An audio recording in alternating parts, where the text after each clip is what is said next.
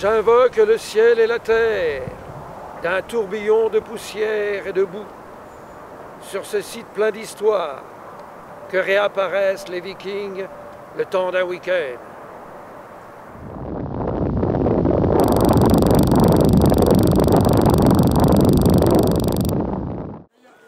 On est des types, on n'est pas des pauvres, mais on a tout ce qu'il vous faut. Des fruits, du fromage frais. Tu veux le tube? Mais qu'est-ce qu'il y a dans ce tube? Bah même pas, bravo là pour Des fruits, chef.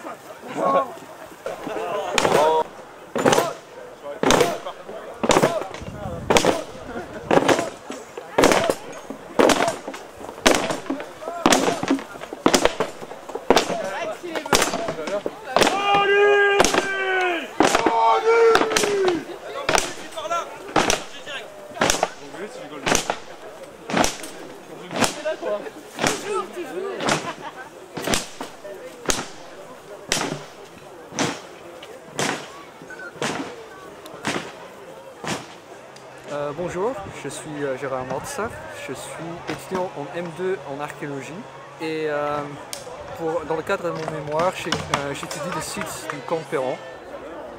Depuis 2 ans, avec la commune de Plédran, on essaye de mettre ce site en valeur et dans ce cadre, l'année dernière, on avait des journées de patrimoine qui étaient surtout concentrées sur l'aspect scientifique et archéologique avec toute la reconstitution dont on fête maintenant les 10 ans. Les fouilles archéologiques des années 80, sous la direction de M. Nicolas Arnaud, ont permis de mettre à jour plusieurs zones d'habitat et des structures agricoles et du mobilier en métal. Lui, il a vraiment trouvé des objets qui permettent de dire qu'il y a une présence guerrière mais aussi paysan. C'est vraiment une population très diversifiée sur ce site. Une école à côté et un espace dont on ne connaît pas très bien l'origine mais qui permettait de... c'est là qu'on a trouvé les objets en métal, c'est-à-dire l'épée et tout ça, les armes. Et il y a un puits aussi qui se situe là-bas. Donc c'est un puits qui fait combien de profondeur? 8 mètres de profondeur et dedans ils ont trouvé des objets en bois, c'est-à-dire des cuillères ou des manches d'outils. Ils ont trouvé du textile et en Bretagne c'est très rare de trouver cela parce que le sol est très acide et ne permet pas la conservation des objets. D'accord. Sauf la céramique et le métal. D'accord. Ce puits était vide alors, il n'était pas plein d'eau? Il était rempli de terre. Parce que, d'accord. Pour une raison quelconque, ils l'ont rempli de terre. D'accord. Donc pour la fouiller, c'était plus facile.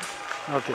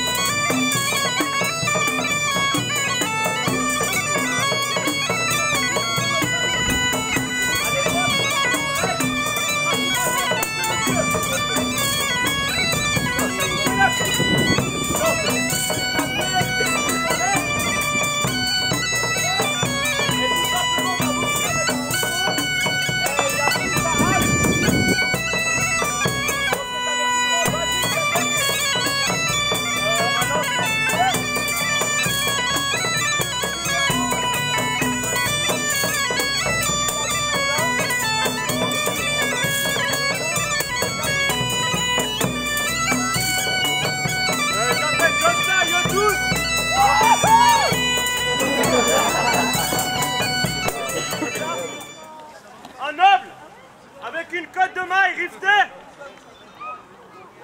Il est équipé d'un bouclier avec une manipule centrale avec un humbo, d'un casque, un gerumbu avec une maille pour protéger la nuque. Il est armé d'une épée à double tranchant qui est très bien entretenue.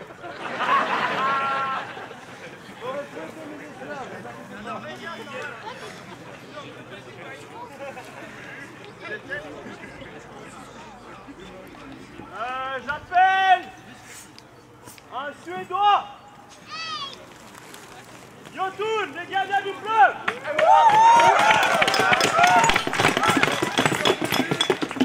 Donc là, on a de nouveau un noble. Vous voyez qu'il est très bien équipé. Il a une lamellaire. C'est une armure d'écaille.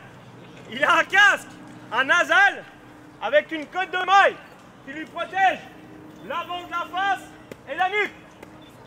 Il est armé d'une danak. C'est une hache à 2 mains. Calme-toi. Vous verrez la différence, il a des braies bouffantes et il a un carcan. C'est une sorte de peignoir pour aller à la guerre. Merci Jotun. J'appelle un Danois. Torvald.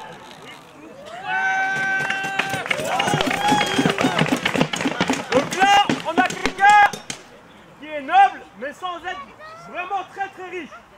Il n'a pas de cotte de maille, il est juste habillé avec une tunique de cuir, de lin, de laine et des vinigas.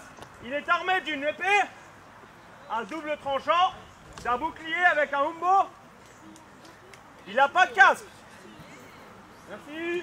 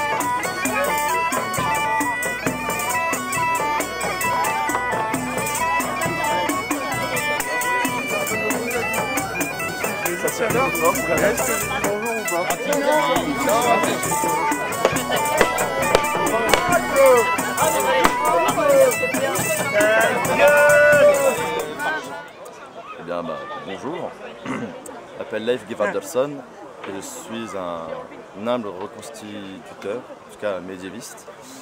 Je fais de la reconstitution scandinave au Xe siècle et plus particulièrement danoise au IXe. C'est un petit peu large et fluide ce que je viens de dire, mais je fais partie du clan Zekonungar, les rois des mers si on traduit simplement, qui est un clan qui officie en Méditerranée en règle générale, mais surtout basé sur Aer, qui est une ville en Cerdagne vers Perpignan. Et bon, comment dire ça? La reconstitution c'est un peu quelque chose de complexe, ça dépend quelle ligne on veut donner réellement. Certaines troupes vont faire de l'évocation, qui vont être tout bonnement s'habiller, s'amuser un petit peu avec ça. D'autres, comme Jocelyn ici présent, va faire de la reconstitution quelque chose de beaucoup plus pointilleux, avec vraiment des sources, des méthodes, quelque chose de très scientifique. Et puis, il y a toutes les variations possibles entre les deux. Nous, on est plus ou moins au milieu et on tend surtout vers de la reconstitution très scientifique, rechercher vraiment le plus possible dans les sources. Wow! You can really dance. Vous allez vous faire plus? J'écoute bien, hein. Pas de trou là, pas de trou. Alors on a ici une formation contre flèche. On va ressembler à la tortue. Imperturbable. Allez, tenez. On peut avancer.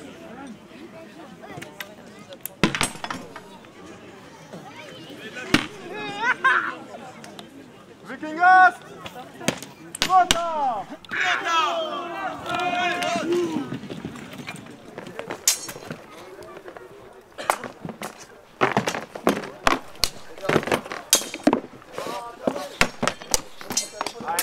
deux dans la voiture.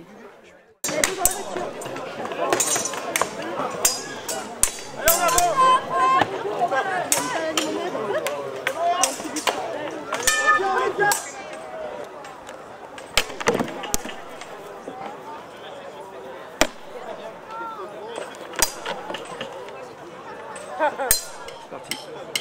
Alors, du coup, moi c'est Torbjörn, je suis de la groupe Norvegir, on vient du sud-ouest de la France, donc de grosso modo Toulouse, Pau, Bayonne. Et ici on a été invité par les Berserk, on n'est pas la seule troupe présente, on est une bonne quinzaine de troupes qui viennent d'un peu de tous les coins de la France, il y a même aussi des Suisses. C'est sympathique d'avoir comme ça plein de troupes qui viennent de plein d'endroits différents. Nous en particulier, on est centré sur le Xe siècle et on essaie de faire de la reconstitution scandinave avec, on essaie de représenter un maximum de peuples, donc les Scandinaves vikings, c'est ce on va avoir les Danois, on va avoir les Norvégiens, les Suédois, aussi quelques Islandais, tous ces peuples-là. On se concentre sur tout ce qui est artisanat, donc il y a beaucoup de troupes qui font quasiment que du combat, mais nous ça ne nous convenait pas tout à fait, donc on a décidé de montrer un maximum d'artisanat, donc le travail du tissu, du cuir, du bois, ce genre de choses. Il faut vraiment faire attention à bien faire pénétrer. On a séché sur des marques en hauteur parce que ça coûtait. Ouais, mais c'est qu'un petit bébé. Exactement. Ouais, sauf que t'es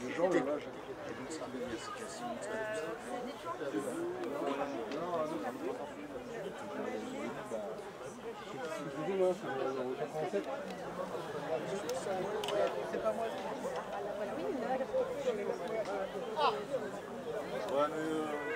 Tu veux faire un mur et que tu veux des boules, et ben t'as dû lasser au mètre.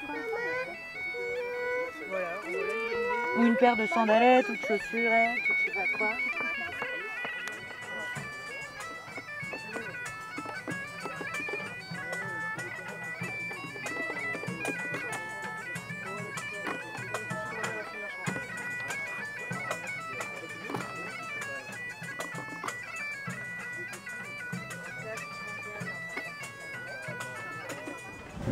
Il n'avait pas hésité une seule seconde à s'attaquer à un dragon, à Fafnir. Un dragon qui dormait dans une caverne sur un trésor immense rempli de pierres précieuses, d'or, de diamants, de diadèmes. Sigurd l'avait pourfendu de son épée, il avait arraché le cœur et l'avait avalé. Ah, vous pourlachez les babines, madame, une connaissance. Et surtout, il avait ramassé tout l'or, tout l'argent, il l'avait rapporté à son roi. Il avait gardé une seule chose, Sigurd. Il avait été attiré irrésistiblement par un anneau. L'anneau maudit, l'anneau magique. L'anneau qui, normalement, on dit, les réunit tous.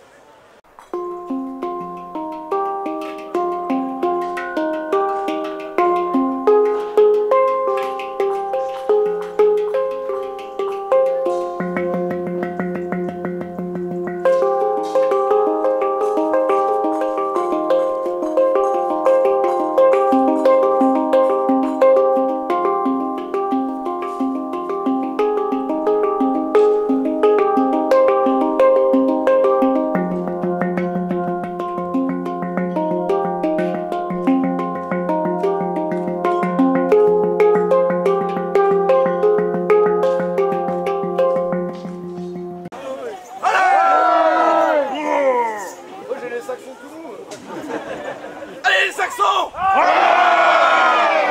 Les armées d'Harold sur les plages du sud de l'Angleterre, dans le Wessex, attendent les armées normandes. Sur la plage, ils s'entraînent. Et attendent l'armée des Normands. C'est l'été. Il fait chaud. La fin de l'été arrive. Les armées d'Harold s'entraînent.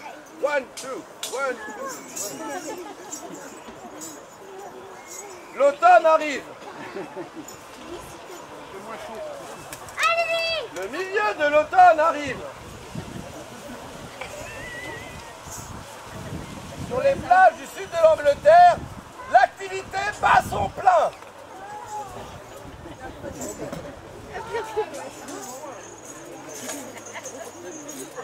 Allez, allez, allez!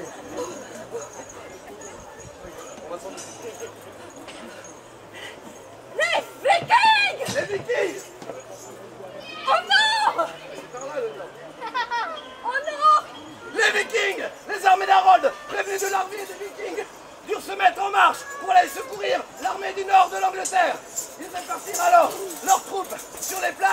partir, tous en cortège, traverser les 300 lieues qui les séparaient du nord de l'Angleterre. Mais les armées de Northumbrie étaient déjà tombées à Ketford. Et la ville de Scarabord fut la suivante à tomber.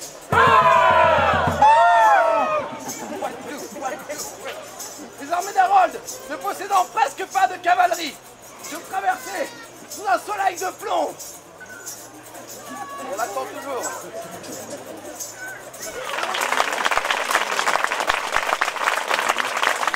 Vous gagnez du temps, vous gagnez du temps.